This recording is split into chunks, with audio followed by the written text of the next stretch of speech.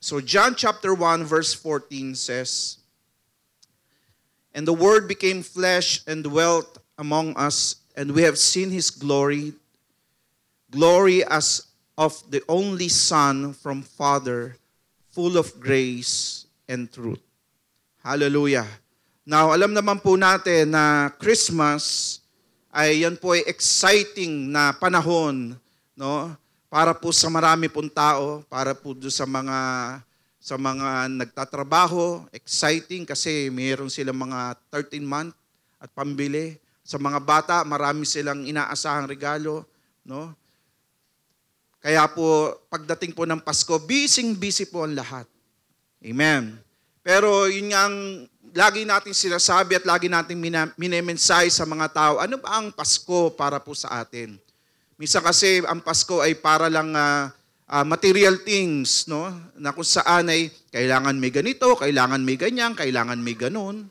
No? Kailangan ay pag Pasko ay kailangan marami tayong ganito, no? Minsan diyan tayo na-focus, diyan tayo nakatingin na pag wala tayong mga ganung bagay, minsan sinasabi natin malungkot ang Pasko. Tanungin mo lang yung katabi mo, malungkot ba ang Pasko mo?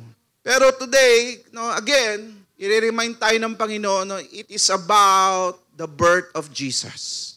Ang Pasko po, it's about the birth of our Lord Jesus Christ. Amen. Nire-remind po namin kayo every Christmas season, no, na tayo po ay mag-focus o tumingin sa ating Diyos.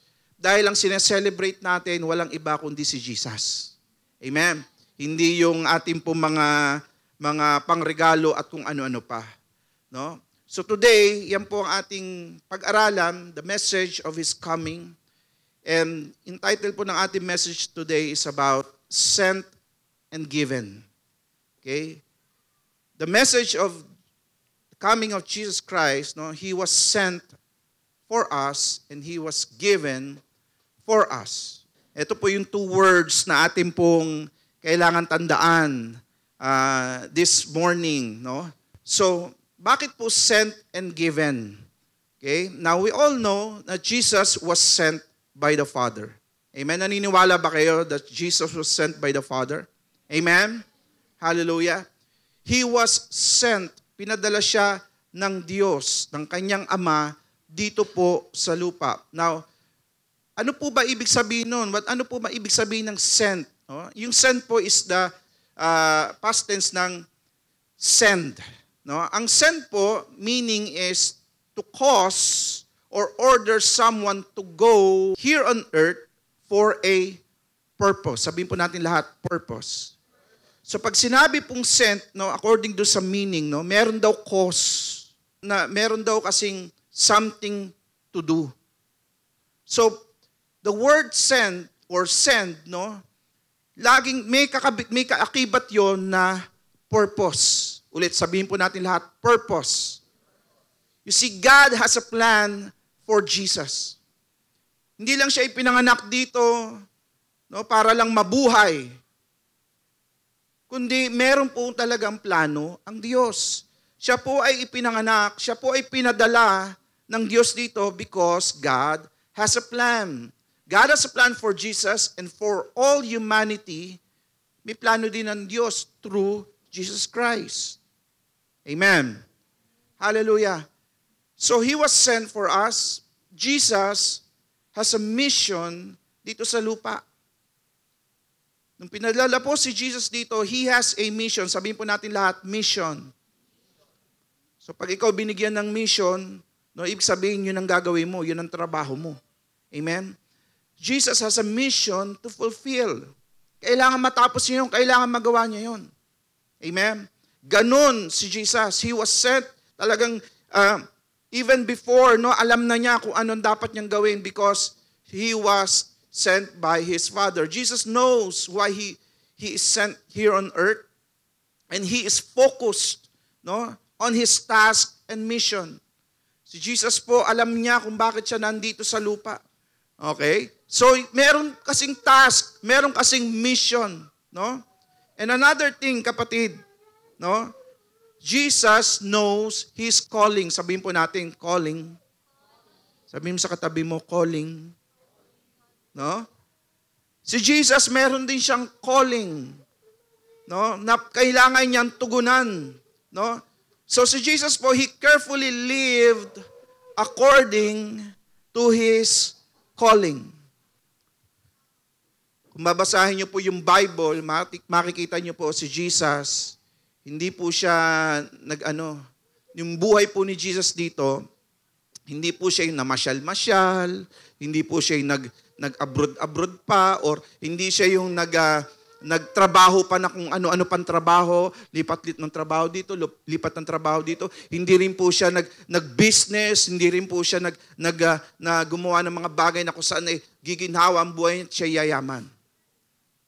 Dahil alam ni Jesus why He is here on earth.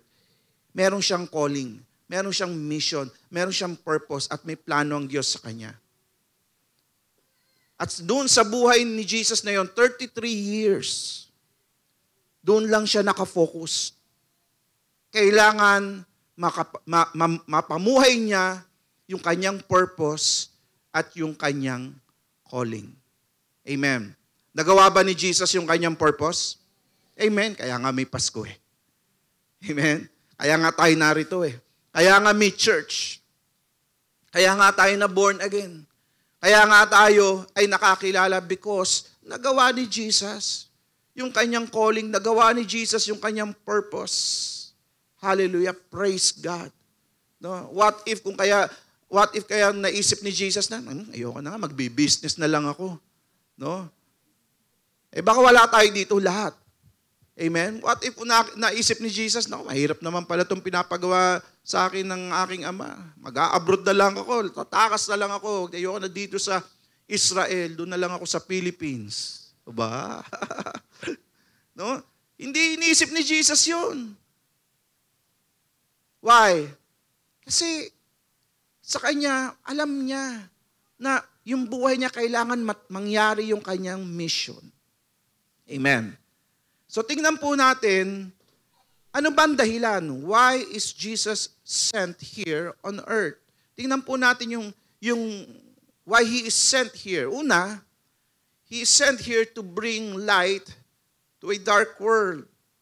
Because of sin, no, ang mundo po natin at yung buhay ng mga tao ay napunta sa kadiliman.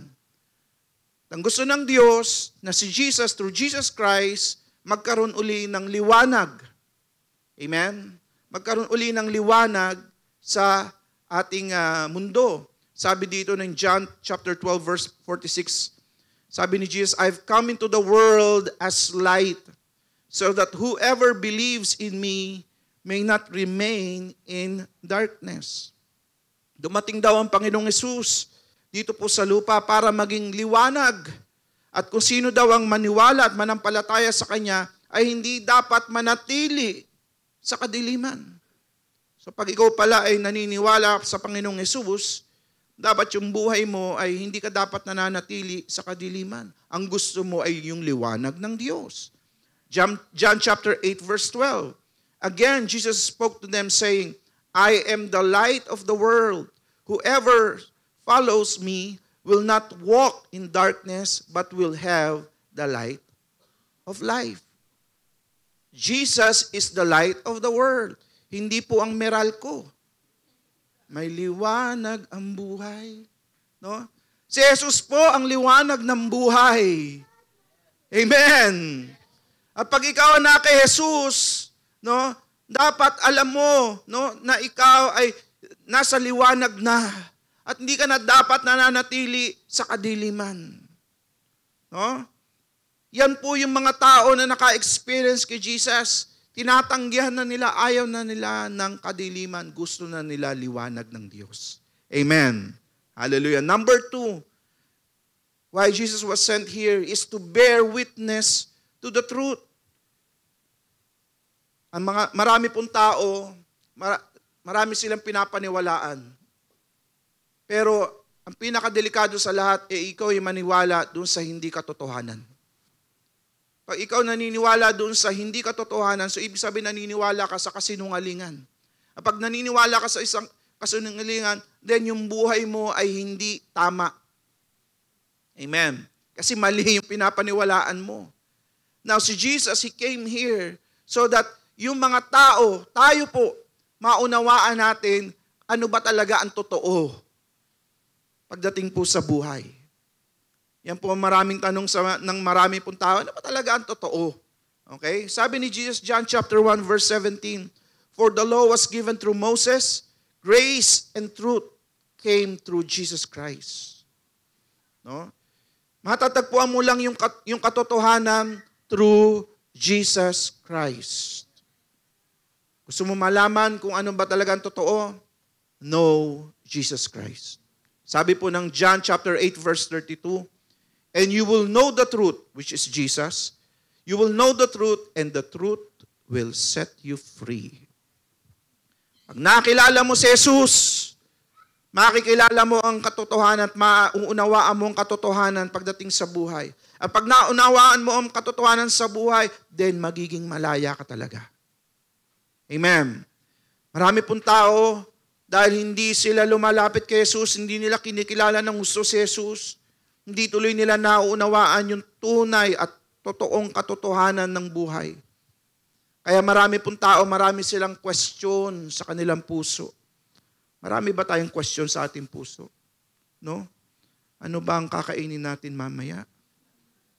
Yan ang mga question natin ngayon.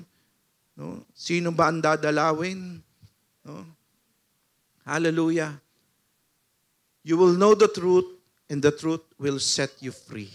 Amen. Number 3, He was sent here to preach the good news of the kingdom of God.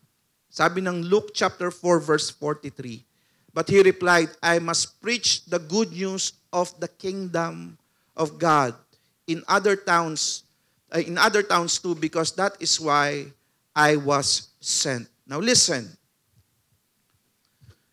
Ang ganda po nung sinabi dito ng Panginoong Hesus I must preach the good news.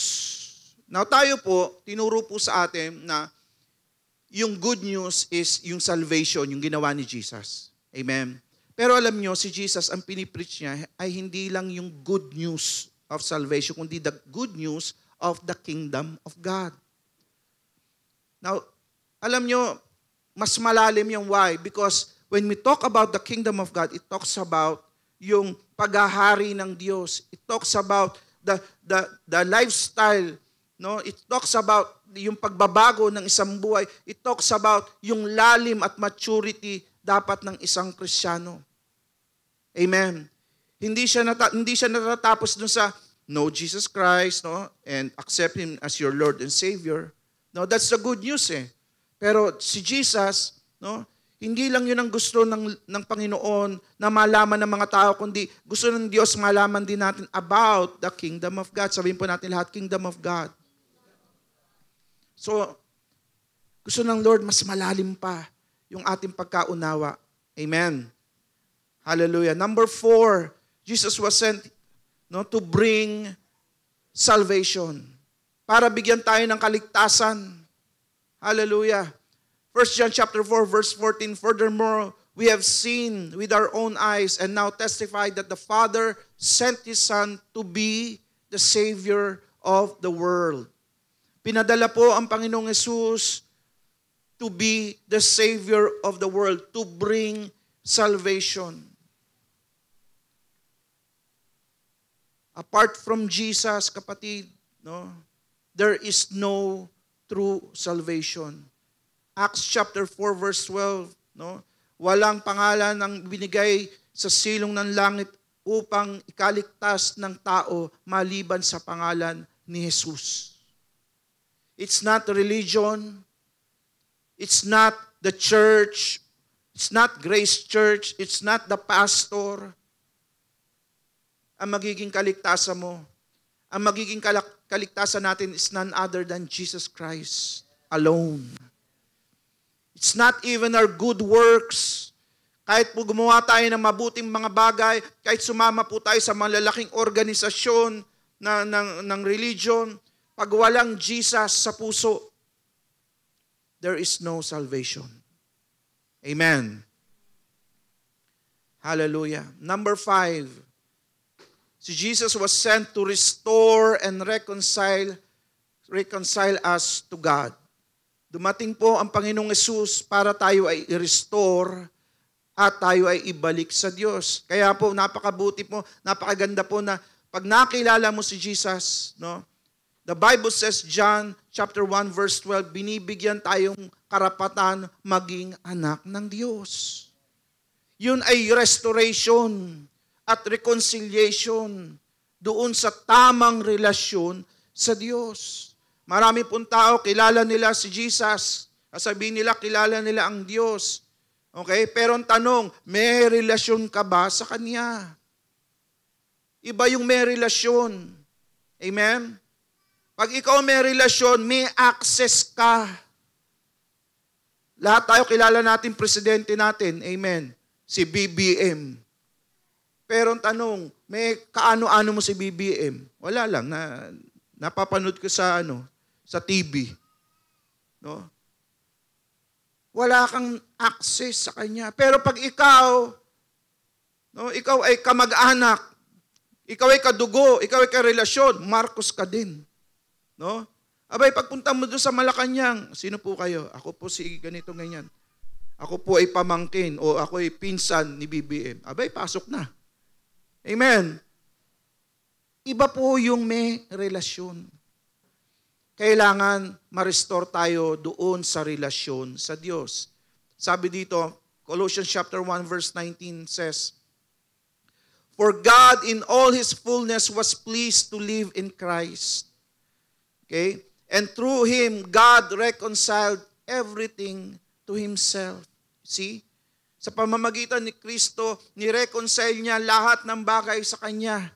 He made peace with everything in heaven and on earth by means of Christ's blood on the cross.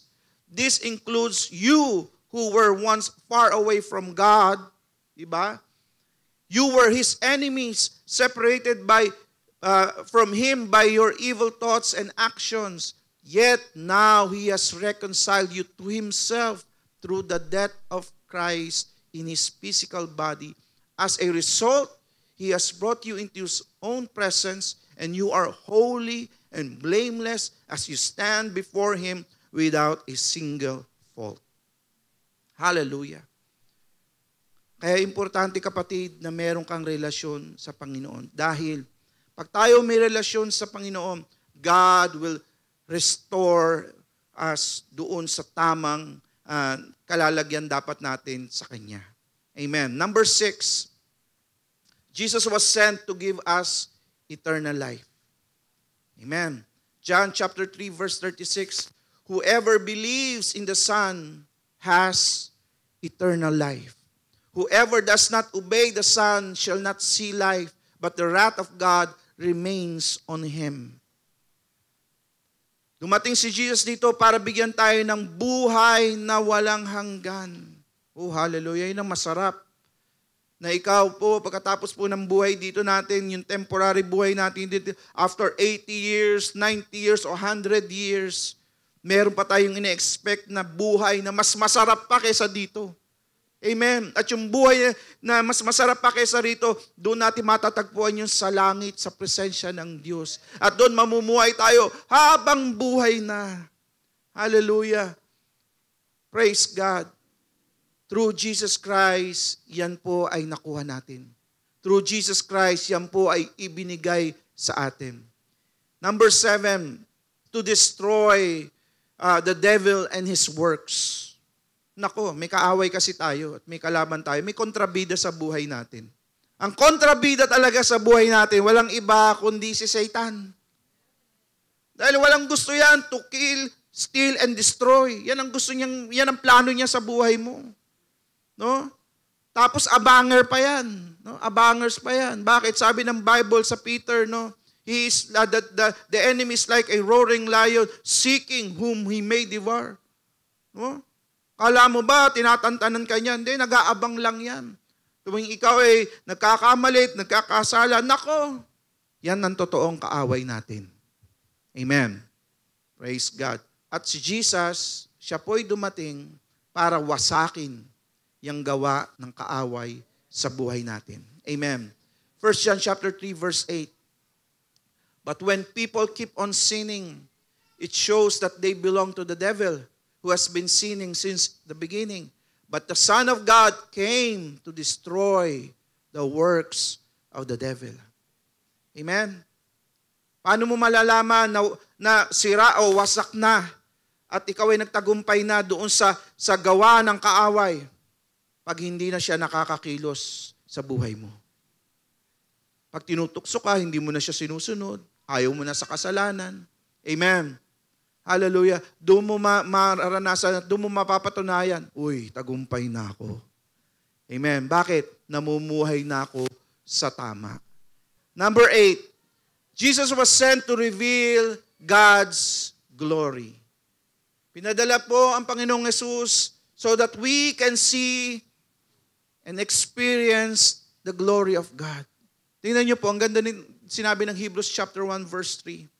The Son, which is Jesus, the Son is the radiance of God's glory and the exact representation of His being, sustaining all things by His powerful word.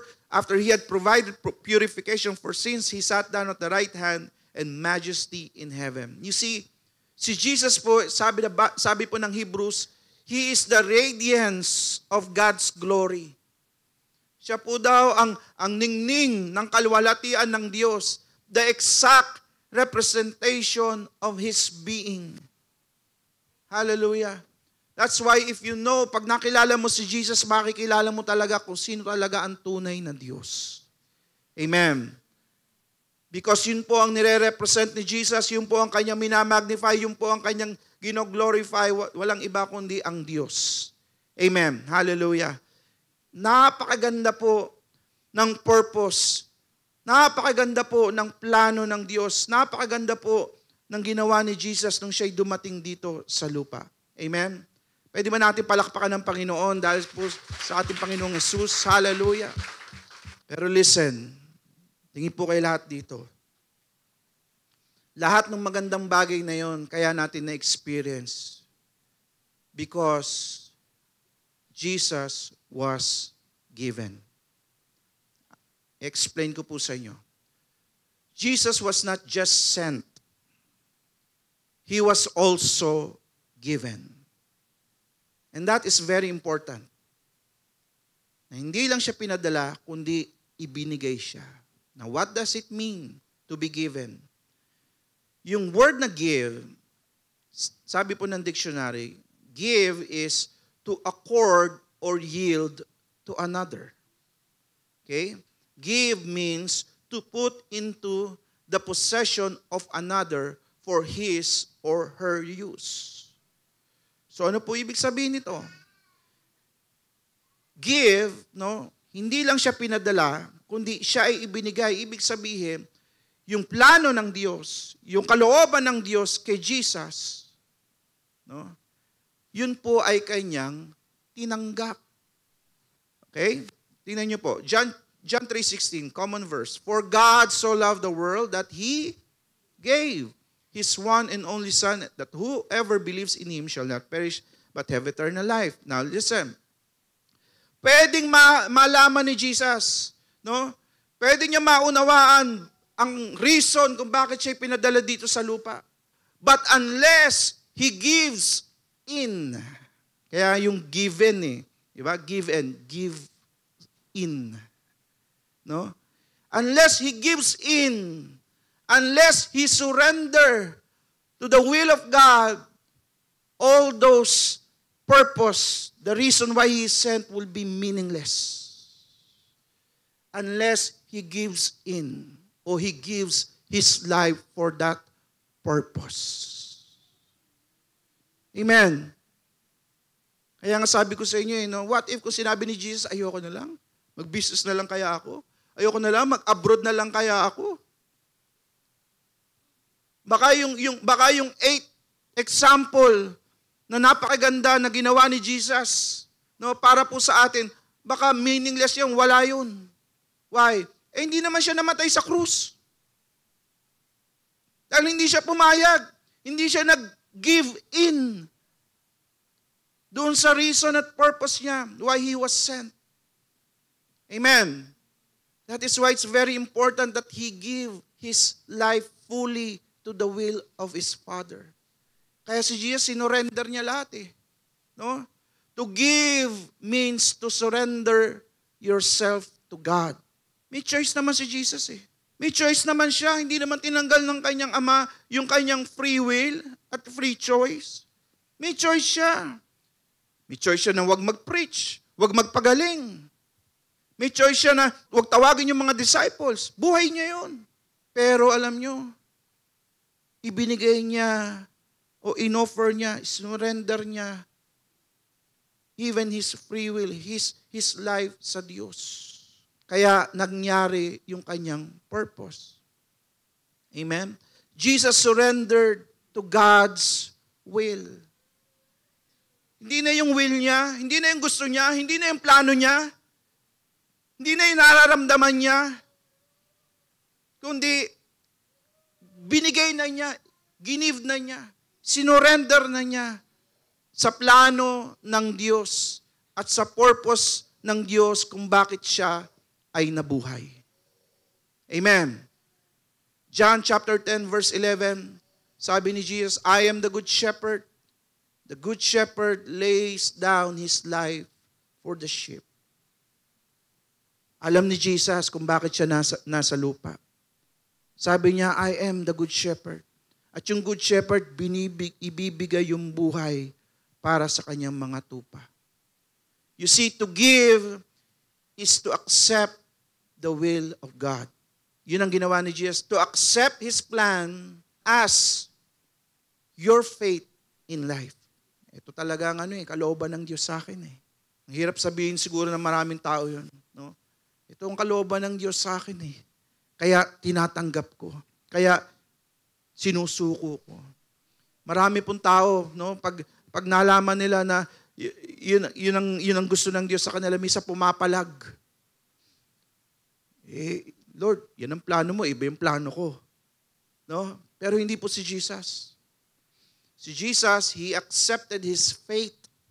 Ano yung faith niya? To die on the cross for us. Jesus accepted His purpose. Sipin mo, baka sabihin ni Jesus, Lord naman, hindi ba pwedeng ipako ko sa krus pag 88 na lang ako? At least ma-enjoy ko man yung buhay ko dito sa lupa na mahaba-haba. Magkaroon man ako ng mga apo. No? Hindi. Sabi ni Lord, 33 lang ha? Bata pa naman nun, Lord, 33 lang? Dedo na? But Jesus accepted that faith. Tinanggap niya yon. Why? May purpose eh. Yun ang kanyang mission. That's why He was sent. Luke chapter 22 verse 42 says, nagpe-pray si Jesus, in a few hours na lang ay siya po ay aarestuhin. At alam niya siya ay masasaktan, siya ay iiwanan, at siya po ay ipapako sa krus at mamamatay. Sabi ni Jesus doon sa prayer niya sa Gethsemane, Father, if you are willing, take this cup from me. Diba? Alam ni Jesus kung anong mangyayari sa kanya. Yet, not my will, but yours be done. Sinurrender ni Jesus yung kanyang will sa Diyos. He give in. He gives His life to the purpose of God. Jesus allowed God to have His way sa kanyang buhay. Jesus sacrificed His will for the will of His Father. Ang prayer nga niya, di ba, take this cup, why? Alam niya eh. Pero, nagtatakbo ba, nagtago ba? Hindi. Nagpahuli. Why? Sabi niya, part yun eh. Talagang may sacrifice eh. To give requires sacrifice. It involves dying to oneself. Pag talagang isusuko mo, pag talagang ibibigay mo ang buhay mo sa Diyos, it requires sacrifice. Hindi yun masarap. Hindi yung komportable. Hindi mo sasabihin na, sarap pala nito. No, pag ikaw sinuko mo at binigay mo ang buhay mo sa Diyos, no, meron ding sacrifice. Sabihin po natin lahat, sacrifice. It involves dying to yourself. Talagang kailangan mamatay ka sa sarili mo. Amen. Kasi hindi ka makakasunod sa Diyos. Hindi mo magagawa yung kalooban ng Diyos hanggat hindi ka mamamatay sa sarili mo. Si Jesus, tinanggap niya yan. John chapter 10 verse 17 says, "The reason my Father loves me is that I laid down my life, only to take it up again. No one takes it from me, but I lay down on my own accord. I have authority to lay it down and authority to take it up again. This command I received from my Father." 1 John 3:16 says, we know what real love is because Jesus gave up His life for us. So we also ought to give up our lives for our brothers and sisters. You see? Willingly, ibinigay talaga ni Jesus yung kanyang buhay. Amen. Tayo rin po ay pinadala ng Diyos. Ako, pastor, pinadala? Pastor, nung umattend lang ako dito, pinadala na kagad. Grabe naman. No? Pastor, tatrabaho lang ako. Marami pa akong pangarap, marami pa akong gagawin. Pastor, yung pamilya ko, may mga plano pa ako. Pastor, marami pa akong Bakit ako pinadala? Sabi po ng John chapter 20 verse 21. Again, He said, "Peace be with you." Yan, maganda yan. Kailangan may peace ka muna para matanggap mo to. "As the Father has sent me, so I am sending you." Nako. Kung paano daw pinadala si Jesus dito sa lupa na may purpose, may mission, may plano. Sabi ni Jesus, ikaw din. Sabi mo sa katabi mo, ikaw din. John 17 verse 18. Sabi ni Jesus, "Just as you sent me into the world, I am sending them into the world." Yun, praise God. Buti hindi ka sa Mars pinadala ni Lord. No? Dito sa mundong ito, kaya huwag ka nang lumayo-layo. Amen. Tayo po ay ipinadala din ng Diyos. Kaya hindi po aksidente na ikaw ay nabuhay. Minsan iisipin natin, ba't pa ako nabuhay? Ba't ganito mangyayari sa akin? Ganito naman pala ang kapalaran ko. Ganito naman pala ang mga pagdadaanan ko. Bakit pa ako nabuhay, Lord? Kapatid, may purpose si Lord. Amen. Hindi ka aksidente dito kahit mukha kang na-aksidente. Grabe ng mga tawa. Pang isang linggo yung tawa ni Tala. No?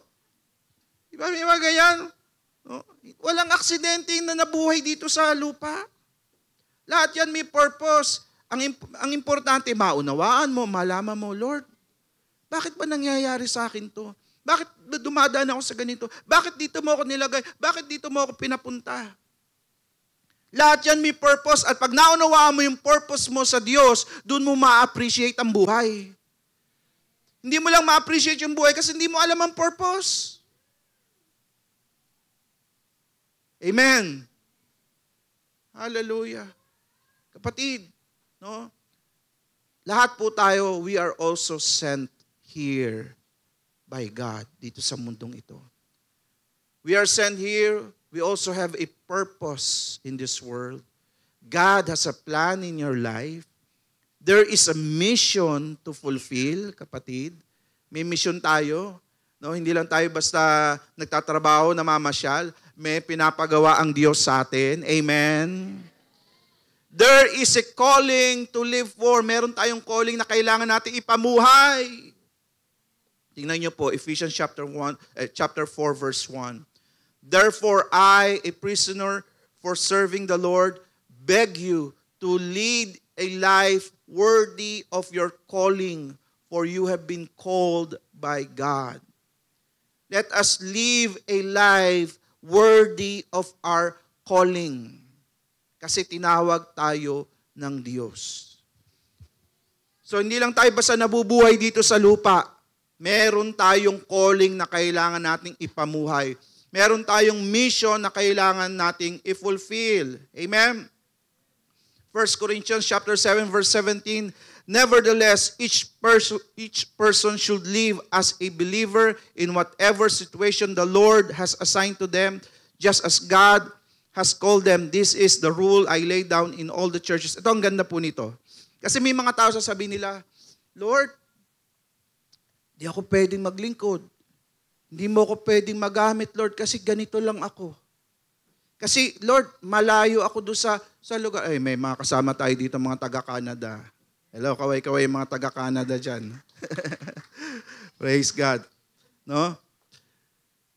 Lord, malayo akong lugar. Lord, nandito ako. Kapatid, makinig ka mabuti. Kahit nasaan ka, kahit anong sitwasyon ng buhay mo, merong purpose si Lord dyan.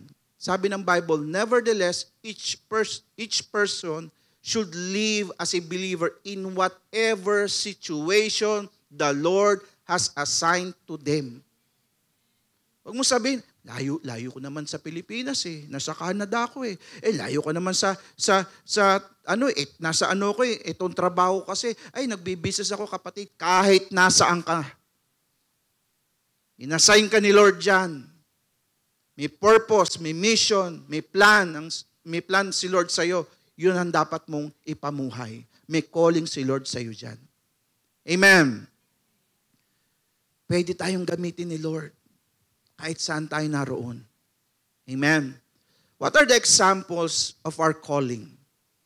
Tingnan po natin, why we are sent? No? Bakit ba tayo pinadala dito ng Diyos? Ano ba yung mga purpose natin? Ano ba yung calling natin? Number 1 is to be the light of the world. Yan. Maging liwanag. Si Jesus kanina sabi, di ba, liwanag siya. Tayo din. Matthew 5:14 says, you are the light of the world, like a city on a hilltop that cannot be hidden. No one lights a lamp, then puts it under a basket. Instead, a lamp is placed on a stand where it gives light to everyone in the house. In the same way, let your good deeds shine out for all to see, so that everyone will praise your heavenly Father. Kapatid, tayo po ay liwanag dito sa sanlibutan ito. Tingnan mo yung katabi mo, nagliliwanag na ba? Lahat po tayo ay tinawag dito ng Diyos. Nilagay tayo ng Diyos dito. Nakakilala tayo para maging liwanag ng Diyos. Amen. Pero tandaan mo, hindi yung liwanag mo, kundi yung liwanag ni Kristo na nasa iyo. Kaya kung gusto mong lalong maging maliwanag, kailangan lalo pang tindihan mo yung relasyon mo sa Diyos. Kung gusto mo mag-shine brighter, kailangan more of Jesus sa buhay mo. Kasi hindi naman ikaw ang liwanag, si Jesus na nasa iyo. Ang ganda po ng sinabi dito, no? Tayo daw ay yung liwanag, no? A city on a hilltop that cannot be hidden. Huwag mong itago yung sarili mo. Kristyano ka, huwag kang magtago. Hindi ka magiging liwanag kung nagtatago ka. Sabi dito, no one lights a lamp, then put it under a basket. Instead, a lamp is placed on a stand where it gives light to everyone in the house. May trabaho ka, may business ka, nag-aaral ka. Saan ka man naroon, kapatid, liwanag ka, tinawag ka ng Diyos, maging liwanag sa lugar na yon. Huwag kang magtago. Hayaan mo in all situation, in every situation, no, magliwanag ka, maging blessing ka doon sa lugar na yon. Amen. Hallelujah. Number 2, why we are sent here. Okay? To preach the gospel. Okay? Para i-preach yung gospel. No? Now, ito yung sinasabi natin kanina eh. No? Si Jesus, nag-preach din siya ng gospel of the kingdom of God. Now, sabi dito, preach the gospel. Mark 16:15, He said to them, go into all the world and preach the gospel to all creation. If there's one thing na kailangan po natin dito sa church today, sa lugar na ito, kailangan po natin gawin is to preach the gospel. This is a very rich and ripe harvest field sa lugar na ito. Napakarami ng tao, napakarami ng offices, may ang daming condominiums. Kailangan natin ihanda yung sarili natin. Kailangan natin i-preach ang gospel. Madalas tayo nagpupunta dyan sa Lawson, di ba? Pumipila ka pa nga sa dami ng tao. No? May makakakwentuhan ka dyan, may makakausap ka dyan. You must be ready to preach the gospel. Amen. Yung mga gwardiya dyan, no? Yung mga tenant dito din, mga nag-offices. No? Darating ang time, kapatid, may mga makakausap ka dito sa lugar nito. Tanong, are you ready to preach the gospel? This is why we are sent here in this place. Para po tayo ay magliwanag to preach the gospel. Amen. Number 3, we are also sent here not just to preach the gospel of salvation, but to disciple other people. No? So hindi mo lang sasabihin yung gospel, kundi kailangan tuturuan mo o aakayin mo yung pinreachan mo ng gospel para lumago at magpatuloy. Listen, makinig kayo mabuti. This is something na akala natin kasi hindi natin trabaho, hindi natin gagawin. Kapatid, kaya nga yan ibinigay sa iyo ng Diyos, kaya nga yan pinadala sa iyo ng Diyos, kaya nga yan ginamit ka ng Diyos sa taong yan because ikaw rin ang gagamitin ng Diyos para yan ay magpatuloy sa Panginoon. Amen? We need to disciple yung mga tao na napipreachan din natin. Matthew 28 verse 19. Okay? Therefore, go and make disciples of all nations. Go and make disciples. Hindi lang go and make born-again Christians. Kasi yun yung gospel eh. Pag pinreach mo, shiner mo, tinanggap si Jesus bilang Panginoon at tagapagligtas, born again na. Amen. Pero hindi natatapos doon. The Bible says, go and make disciples. So pag sinabing disciple, tatrabahuin mo pa yun. Aakayin mo pa yun. You will see to it na linggo-linggo, a-attend siya. No? Pag may problema, kakausapin mo, niministeran mo, kakaunsilan mo, aakayin mo hanggang sa lumago na siya. Amen. That is discipling. Tingnan nyo, sabi dito, baptizing them in the name of the Father and the Son and the Holy Spirit, teach these new disciples to obey all the commands. You see, may teaching, tuturuan mo. Hindi yung may problema, may maraming pagsubok. God bless brother. God bless sister. No? Kapatid, i-disciple natin. Amen. Number 4, we are sent here to live for God and to live a holy life. Galatians 2:20 sabi, I have been crucified with Christ. It is no longer I who live, but Christ who lives in me. Tayo po'y pinadala dito para po tayo ay mamuhay para sa Diyos. Hindi po para sa sarili natin, kundi para sa Diyos. Sabi ng Bible, no? At tayo po, pag tayo namumuhay sa Diyos, hindi hindi tayo mamuhay ng may kabanalan. Why? Kasi sabi ng Bible, 1 Peter chapter 1 verse 15, but as He who called you, see, tinawag tayo, is holy, you also be holy in all your conduct. Yung tumawag daw sa atin ay banal. Kaya dapat lahat daw ng ating pamumuhay ay may kabanalan din. This is living for God. You cannot say na you live for God and yet you live also doon sa kasalanan at kamunduhan. It's a different thing. Hello? Sa mga panahon ngayon, kinu-confuse ng kaaway ang maraming Kristiyano. Paano kinu-confuse? Pwede ka namang mamuhay as a Christian at the same time worldly. Pwede ka naman ma-identify as a Christian at the same time compromising. We need to live for God. Sa mga panahon ngayon, we need to be identified as true Christians. Huwag mo natin ikahiya yun. Amen.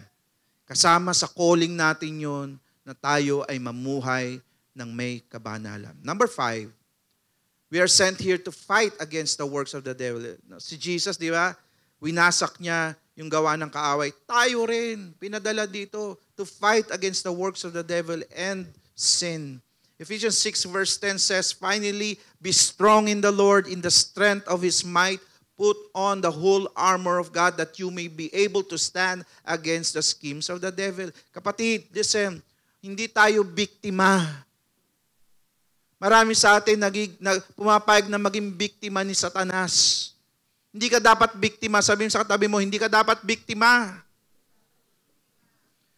Binigyan tayo ng kapangyarihan ng Diyos para lumaban kay Satan. Gamitin lang natin. Amen. Put on the whole armor of God so that you may be able to stand against the schemes of the devil. No? Para malabanan natin yung gawa ng kaaway sa buhay natin. Ilang beses na tayo niloloko, ilang beses na tayo ninanakawan, ilang beses na tayo nililinlang, ilang beses na tayo pinapalungkot, dinidepress ni Satan. It's time for us to fight back. Amen. Sabihin mo sa katabi mo, fight back. 2 Corinthians chapter 10 verse 14 says, the weapons we fight with are not the weapons of the world. On the contrary, they have divine power to demolish strongholds. Minsan kasi kaya hindi tayo manalo against the devil because dinadala natin yung laban natin sa physical, pinipisikal natin. Hindi. The Bible says the weapons na meron tayo are not the weapons of the world. Hindi mo pwedeng labanan si Satan na physical. Why? Kasi spirit siya. No, spirit siya. Kaya dapat ang laban mo spiritual din. So ano dapat pinapalakas mo? Yung spiritual life mo. Hindi yung physical. Palakasin mo yung spiritual life mo. Pag masalin mo, yun ang pag-workoutin mo. Basa ka ng Bible, worship more, gano'n. Attend ka palagi. Nakita mo, paglabas mo dito sa church na to, masil-masil na yung spiritual life mo. No? Pag nakita ka ni Satan, iilag yun. No? Tayo yan, mahirap ka, baka banggaya. Baka pitikin tayo niyan. Amen. Ganon, kapatid. No? Binigyan tayo ng Diyos ng kapangyarihan to fight against the enemy. Number 6, we are sent here to declare God's glory sa ating buhay. Sa ating buhay. Amen? Sipin mo si Jesus, the one and only Son, no? Tinanggap mo sa puso mo bilang Panginoon tagapagligtas. The Bible says, no, siya ay mananahan, siya ay titira sa puso mo. Yung Holy Spirit, nung tinanggap mo si Jesus bilang Panginoon tagapagligtas, yun yung naging seal. Kaya ikaw ay naging totoong anak ng Diyos. Kasi yung Holy Spirit nasa iyo. Makinig kayo mabuti. Yung Diyos na lumikha ng lahat ng bagay. Yung Diyos na makapangyarihan, all-powerful, no, omnipotent, omniscient, omnipresent, all-knowing. Yung Diyos na makapangyarihan sa lahat, kapatid, listen, is also the same God, si Jesus. Yung Diyos na makapangyarihan sa lahat is also the same God, the Holy Spirit. And just imagine, yun yung nakatira sa'yo. Hindi naman magkaiba yun. Siya rin yun. Amen? The Bible says, tayo daw yung temple of the Holy Spirit. Tapos, yung buhay natin parang talunan. Yung buhay natin parang kawawa. Pero yung Diyos natin, kapatid, no, nasa puso mo. That's why we need to manifest that glory sa buhay natin. Amen. 2 Corinthians chapter 3 verse 18. So all of us who had that veil removed can see and reflect the glory of the Lord. We can reflect the glory of the Lord. And the Lord who is the Spirit, that is the Holy Spirit, make us more and more like Him as we are changed into His glorious image. The glory of God, ang gusto ng Lord, mag-manifest sa buhay mo. Habang tayo binabago, habang tayo namumuhay sa Panginoon, the Bible says, we will be more and more like Him. No? As we are changed into His glorious image. We are sent here to reflect or to declare God's glory in our life. Last, tayo pinadala din dito to live in freedom. Sabihin po natin lahat, freedom. Galatians 5:1 says, "It is for freedom that Christ has set us free. Stand firm then, and do not let yourselves be burdened again by a yoke of slavery." Ang gusto ng Lord, maging malaya ka. Pero hindi yung kalayaan na sinasabi ng mundo. Kasi sinasabi ng mundo, pag sinabing malaya, pwede mong gawin kung ano yung gusto mo. Hindi yung ganong kalayaan ang tinutukoy ng Diyos. Ang sinasabing kalayaan dito ng Diyos, yung kalayaan na maipamuhay mo according to your purpose, according to your design, according kung ano ang pagkalikha sa'yo ng Diyos. Yun yung kalayaan na gusto ng Lord na maranasan mo. Amen? Kasi kahit nung bata pa tayo po ay inilayo sa Diyos, namuhay na tayo sa kasalanan, tayo po ay lumaki at marami po tayong natutunan na hindi kalooban ng Diyos. Yun yung mga bagay na nagkulong sa atin. That's why we're not free. Kaya nga sabi dito, do not let yourself be burdened again by a yoke of slavery. Ano po ba yung yoke of slavery? Alipin tayo dati ng kasalanan. Amen. Pag ikaw pinalaya na ni Kristo, ibig sabihin, hindi ka na babalik doon. Dapat masanay na tayo sa buhay Kristiyano. Buhay na may kabanalan, buhay na maayos, no, hindi na tayo nagmumura, hindi na tayo nagsisinungaling, iba na yung ating mga kaisipan. Amen? Dati nung hindi pa natin kilala si Kristo, no, yung pagmumura, natural lang sa atin yun. Yung pagsisinungaling, natural lang sa atin yun. Yung paggawa ng kasalanan, paggawa ng mga mali, natural sa atin yun. Pinagyayabang pa nga natin eh. Di ba? Bakit? Kasi mula bata pa lang tayo, nasanay na tayo sa kasalanan. No, nasanay na tayo sa kasalanan. Kala natin, no, yun ang buhay. Hindi. Alipin pala tayo ng kasalanan nun. Eh nung nakilala mo si Kristo, naunawaan natin na mali pala yun. Kasalanan pala yun. Amen. Kaya pag ikaw pinalaya na ni Kristo, kailangan mabago yung pamumuhay. Mabago dapat yung pattern ng buhay mo. Kung dati ikaw ay ganon, nakasanayan mo yung, ano yan eh, sanayan lang. Kaya madali magkasala yung maraming pong tao kasi nasanay na sila. Isipin mo, ilang taong ka na? 30, 40 years old ka na. Isipin mo, gaano ka katagal na namumuhay sa kasalanan. Sanay na sanay ka na sa kasalanan at sa mali. Pero nung ikaw ngayon born again, gaano katagal ka ng born again? 3, 5 years? Kapatid, sanayin mo lang yung sarili mo. Darating yung time, makita mo, ayaw mo na ng kasalanan. Bakit? Para lang ano yan eh. Kumbaga, sa pagtagal-tagal, yun na yung nakasanayan mo eh. Yun na yung naging buhay mo eh. Amen? Ganun, kapatid.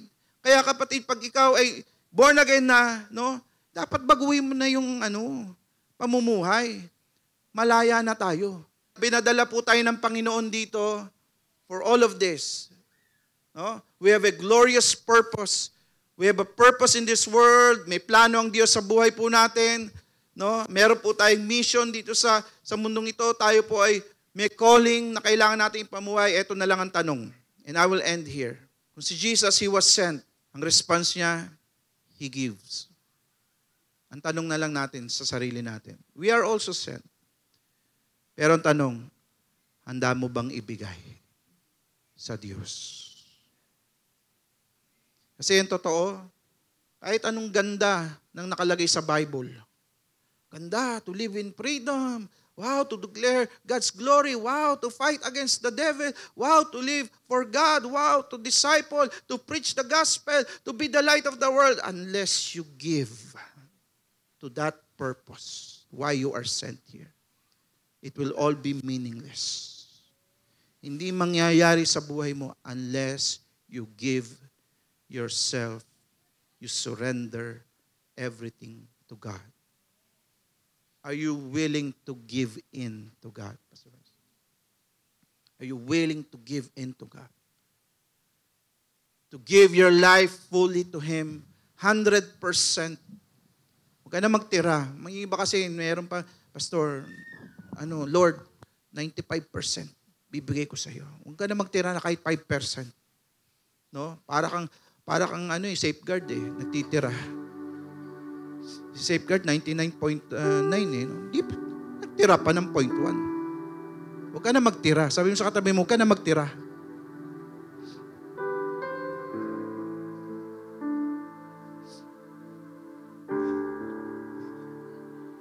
Unless we give in, unless we accept His will for us, unless we say yes to all His plans, sabihin natin, Lord, yes. May mission si Lord sa atin. We need to live according to our calling. To offer our life is a living sacrifice for the Lord. We are all sent here for a purpose, for a calling. Today, God is calling us to give our life to Him. Give your life to God. Can we all stand up?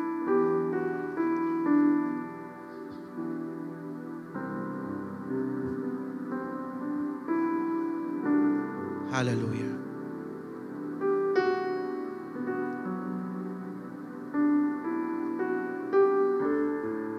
Meron tayong Christmas because merong Jesus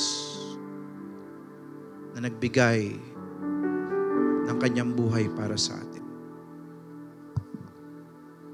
Question today, tayo po ba'y willing to give our life to Him? Marami po tayong niragaluhan. Pero the best na regalo na pwede mong bigay sa Panginoon, walang iba kundi yung puso mo at yung buhay mo.